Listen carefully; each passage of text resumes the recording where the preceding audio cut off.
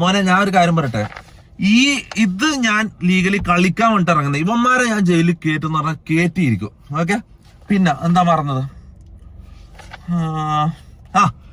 Audio clips എനിക്കെതിരെ. എടാ, ഈ ലോകത്ത് ഇപ്പൊ ഇന്നത്തെ കാലത്ത് ഒരാളെ നാറ്റിക്കാൻ വേണ്ടി ഇപ്പൊ മമ്മൂട്ടിന്റെ മോഹൻലാലിന്റെ വോയിസ് വെച്ചിട്ട് ഞാൻ ഉണ്ടാക്കി തരട്ടെ അങ്ങനത്തെ ഒരു സാധനം എന്തെല്ലാം പറഞ്ഞിട്ട് നമ്മൾ ടൈപ്പ് ചെയ്ത് കൊടുത്തു കഴിഞ്ഞാൽ ഉണ്ടാക്കി തരോടെ വെച്ച് ആ വോയിസും കൊടുത്തു കഴിഞ്ഞാൽ ആരെ വെച്ചാണെങ്കിൽ വോയിസുകൾ ഉണ്ടാക്കാം. മനസ്സിലാ? ഇത് വീഡിയോയിലാണെങ്കിൽ ഓക്കെ, വിശ്വസിച്ചോ. ഈ ഓഡിയോ ക്ലിപ്സ് ഇതെങ്ങനെ വിശ്വസിക്കും? ഇതെങ്ങനെ നിങ്ങൾ വിശ്വസിക്കുന്നത്? ഇത് കുറെ ആൾക്കാർ വിശ്വസിച്ചിട്ട് ഞാനത് ചെയ്തെന്നും പറഞ്ഞിട്ട് നിൽക്കാം, ഞാനത് പറഞ്ഞെന്നും പറഞ്ഞിട്ട് നിൽക്കാം.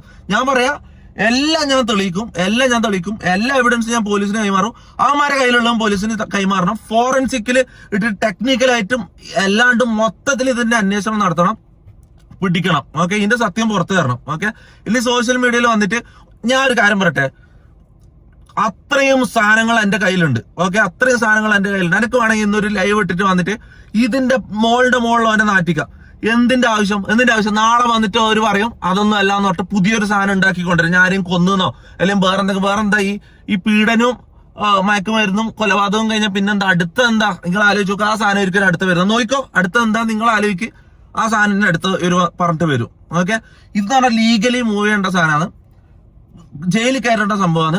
അപ്പൊ അങ്ങനെ തന്നെ ഞാൻ മൂവ് ചെയ്യാൻ പോയെന്ന്. ഓക്കെ, പിന്നെ വേറൊരു കാര്യം പറയാൻ പറഞ്ഞത്, ഡീഫമേഷൻ കേസ് ഞാൻ എന്തായാലും ജയിക്കും. ക്രിമിനൽ കേസും ഞാൻ ജയിക്കും. ഡീഫമേഷൻ കേസ് ജയിച്ചാൽ കിട്ടുന്ന പൈസ 10 പൈസ 9 പൈസ ഞാൻ തൊടൂല.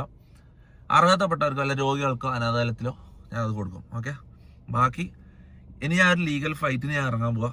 ഇത് കഴിഞ്ഞിട്ട് കാണാം. Okay, by.